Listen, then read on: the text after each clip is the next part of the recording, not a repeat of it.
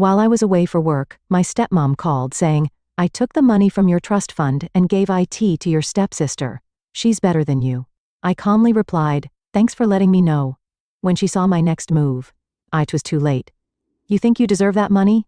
That trust fund belongs to Tiffany now. She's better than you'll ever be." The words from my stepmother's phone call pierced through me like daggers. I gripped my hotel room desk, trying to steady my racing heart. Janet's voice dripped with satisfaction as she delivered the news that she'd emptied the trust fund my mom had left me.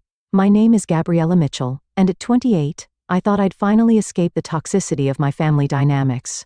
I work in pharmaceutical sales, which keeps me traveling across the country most weeks. It should have been just another Tuesday in Minneapolis, preparing for tomorrow's client meeting. Instead, I was listening to Janet gloat about stealing my inheritance. "Thanks for letting me know," I replied calmly, my voice betraying none of the rage building inside me. I could almost see Janet's smug expression falter at my composed response. She'd expected tears, pleading, or anger, anything but this quiet acceptance. "That's all you have to say?" Janet pressed, clearly disappointed by my reaction. "Tiffany needs that money for her wedding and new house. You're just going to waste it on your meaningless sales career." I thought about my mom, who'd passed away when I was 16. She'd built a successful business from nothing and left me the trust fund to pursue my own dreams. Janet, who married my dad just 2 years after Mom died, had been trying to get her hands on that money ever since. "Is there anything else?" I asked, keeping my voice level. The silence on the other end was telling. What Janet didn't know was that 6 months ago, I'd had a conversation with Mr. Harrison, my mother's old lawyer. He'd warned me about some suspicious inquiries Janet had been making about the trust. Together, we'd put safeguards in place, legal protections that would make any unauthorized access not just impossible, but prosecutable. "You've always been such a disappointment," Janet spat, trying one last time to provoke me. "Your stepsister deserves this more than you ever did." I ended the call and looked out my hotel window at the Minneapolis skyline. My hands were shaking, but not from fear. Everything was documented. Every call, every attempt, every manipulation. Janet had finally overplayed her hand, and I was ready. Living with Janet was like walking on eggshells. After my mom's death from cancer when I was 16, my dad seemed desperate to rebuild our family. He married Janet just 2 years later, bringing along her daughter Tiffany, who was 13 at the time. The tension was immediate and suffocating. My mom had built her pharmaceutical consulting business from scratch, working tirelessly to ensure my future was secure. The trust fund she left me wasn't just money. It was her legacy, her way of protecting me even after she was gone. But Janet saw it differently. To her, it was an unfair advantage I had over Tiffany. "Your mom wouldn't want you to be so selfish," she'd say, trying to guilt me into sharing the inheritance. "We're all family now." But we weren't family, not in the way that mattered. While my dad buried himself in work to cope with his grief, Janet systematically worked to push me to the sidelines. Tiffany became the star of our household. Every achievement, no matter how small, was celebrated lavishly. Meanwhile, my academic scholarships and business school acceptance went practically unnoticed. Janet made sure my dad only saw what she wanted him to see. The real wake-up call came during my college graduation. I'd finished top of my class, landed a prestigious job, and done it all while working part-time. My dad couldn't make it because Tiffany had a minor cold. "She needs her father right now," Janet had insisted. That's when I knew nothing would ever change unless I changed it myself. I moved out the next day and focused on building my career. The trust fund stayed untouched, not because I didn't need it, but because accessing it meant dealing with Janet's interference. Every time I visited home, she'd make snide comments about my privileged position, how Tiffany struggled without the same advantages. 6 months ago, when Mr. Harrison called to warn me about Janet's inquiries, everything clicked into place. She'd been playing a long game, waiting for the right moment to strike. But I wasn't that vulnerable 16-year-old anymore. I was my mother's daughter, and I'd learned from the best about protecting what was mine. The trust fund wasn't just about money. It represented everything my mom had worked for. Sitting in my hotel room that evening, I pulled out the small photo I always carried of her. She was smiling, confident, the kind of woman I'd always aspired to be. The trust fund was meant to be my safety net, my chance to take risks and build something of my own, just like she had. I dialed Mr. Harrison's number, my fingers steady despite the anger still coursing through me. He answered on the second ring, his voice familiar and reassuring. "Janet finally made her move," I said, cutting straight to the point. "She claims she's transferred everything to Tiffany. I was expecting this," he replied. "I got an alert about attempted access to the account this morning. Don't worry, Gabriella. The additional security measures we put in place worked exactly as planned. Every attempt was logged and documented. I let out a breath I hadn't realized I was holding. So nothing's actually been transferred? Not a penny, he confirmed. But we've got her dead to rights on attempted fraud. The documentation is bulletproof. Would you like me to proceed with the next steps? I thought about all the years of manipulation, the snide comments, the way Janet had slowly poisoned my relationship with my dad. She'd been so confident in her plan, so sure of her control over the situation, that she hadn't even considered I might be 2 steps ahead. Yes, I said firmly. It's time to end this. Send the evidence to the family lawyer and copy my dad on everything. I want him to see exactly what his wife tried to do. Consider it done, Mr. Harrison said. And Gabriella, your mother would be proud. She always said you were smarter than anyone gave you credit for. After hanging up, I opened my laptop and booked an earlier flight home. My client meeting would have to wait. I had a family matter to attend to, and this time I would be the one in control. I landed in Boston the next morning, the autumn air crisp and biting. My dad's house, the one I grew up in, looked exactly the same. But something felt different. Maybe it was me. I'd called ahead to let him know I was coming. But I hadn't mentioned Janet's phone call. Some conversations needed to happen face to face. I found them all in the living room, Dad, Janet, and Tiffany. Janet's smug smile faltered when she saw me walk in, replaced by confusion at my calm demeanor. Gabriella, my dad started looking concerned. I didn't expect you until later. Is everything okay? Actually, Dad, we need to talk. I pulled out my phone and the file Mr. Harrison had sent over. Yesterday, Janet called to tell me she'd emptied my trust fund and given everything to Tiffany. I thought you should see exactly what happened. Janet's face went pale. I was just trying to help Tiffany. Don't. My voice was steel. Every attempt you made to access the account was documented. Every call, every forged signature, every manipulation. It's all here. I handed my dad the file. His hands shook as he read through the papers, his expression darkening with each page. Janet, what did you do? His voice was barely a whisper. She's lying. Tiffany jumped in, her face red. She's always been jealous of me. I pulled out another document, the complete trust fund statement. The money's still there, safe and untouched. Janet's attempts to transfer it failed because I was warned about her plans months ago. I took precautions. Precautions? Janet spat. You set me up. No, I replied calmly. I protected what was mine, just like my mom taught me to do. The silence in the room was deafening as my dad read through each document. Every manipulative email Janet had sent to the bank, every forged signature attempt, every calculated move she'd made to steal my inheritance. It was all there in black and white.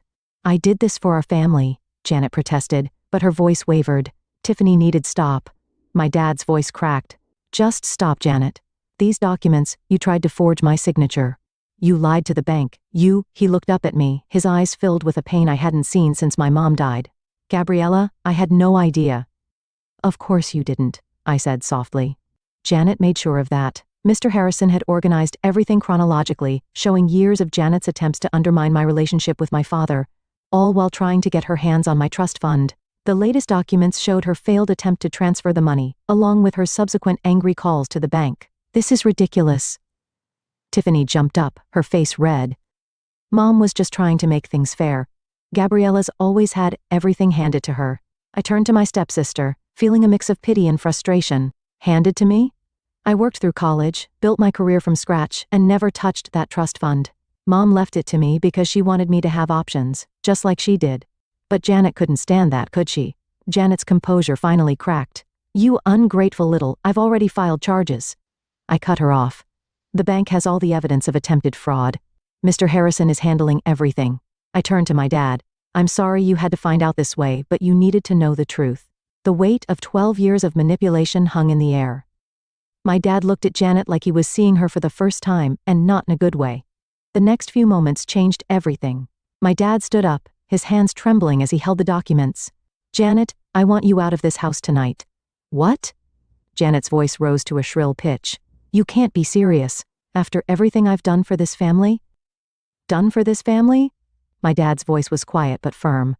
You tried to steal from my daughter. You forged my signature. You've been lying to me for years.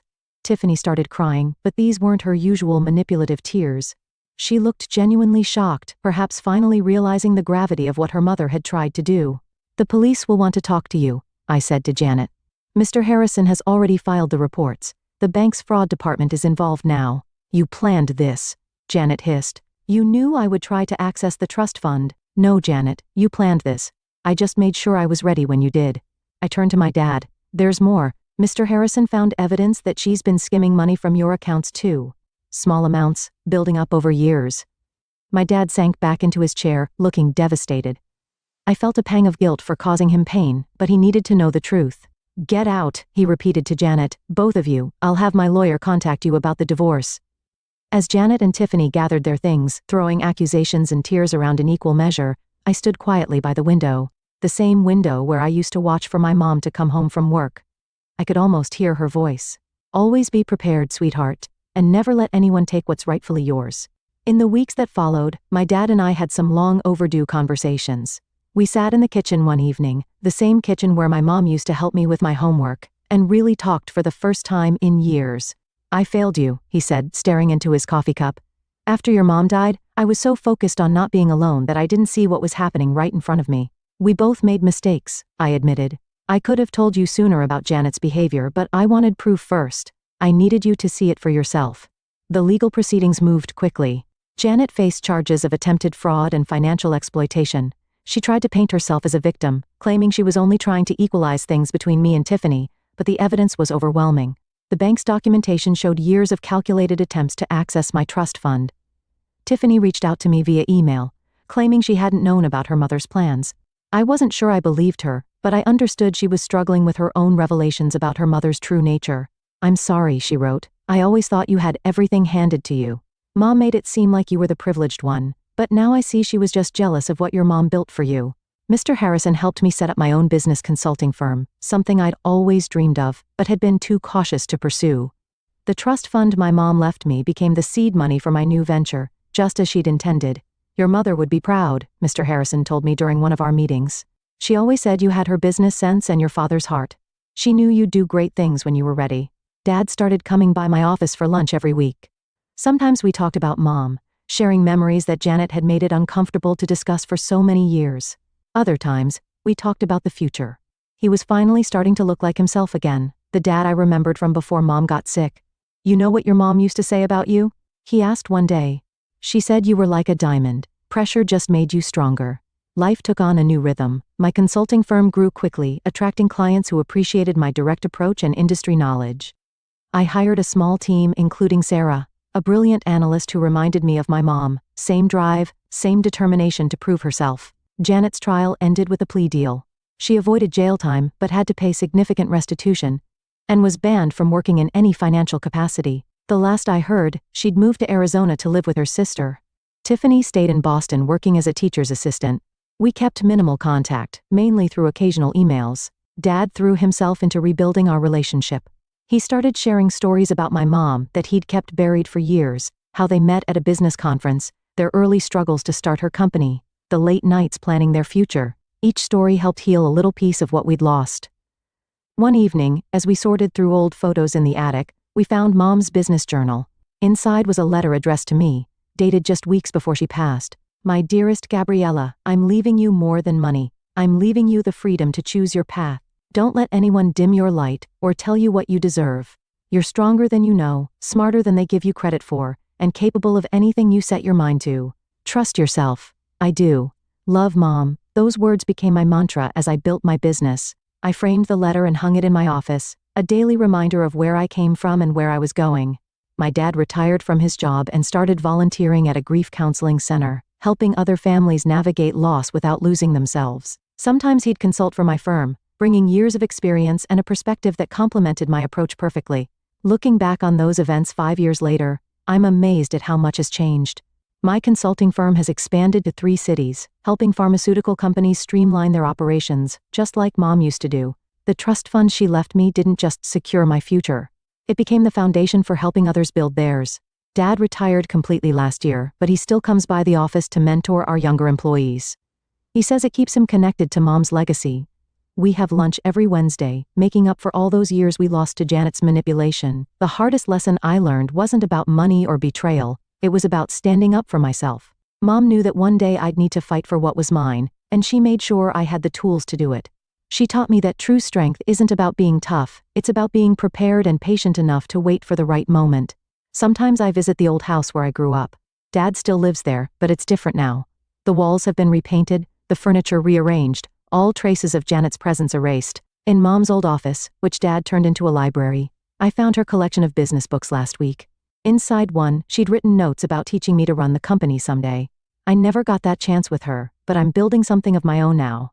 Every decision I make in my business carries echoes of her wisdom. The trust fund she left me wasn't just about money, it was about believing in myself enough to stand my ground when others tried to take what was mine. Janet's attempt to steal my inheritance taught me something valuable. Sometimes people show you exactly who they are, and the best response is to be prepared. I'm grateful now for those difficult years because they shaped me into someone my mom would be proud of. Someone who doesn't just survive challenges, but grows stronger from them. The family photo albums have been reorganized, keeping the memories that matter. On my desk at work sits my favorite picture, Mom and me at her office, both of us laughing about something long forgotten. It reminds me daily that while some people try to tear you down, others build you up in ways that last a lifetime. On the anniversary of my mother's passing, my father and I visited her grave together. We brought fresh flowers from her favorite garden, a tradition we had started that year. Standing there, I shared with him the letter I'd found in her journal. He read it silently, his hands trembling slightly as he held the worn paper. "She was always thinking ahead," he said softly, his voice thick with emotion. "Even when she was fighting for her own life, she was fighting for yours too." In that moment, I realized that every step I had taken to protect her legacy, every choice to stand firm, every decision to build something meaningful was her final gift to me. "She would be so proud of you," Dad said, placing a hand on my shoulder. "And I couldn't be prouder to call you my daughter." Together, we stood in quiet reflection, knowing that while some wounds never fully heal, love and resilience have the power to transform even the deepest scars into strength.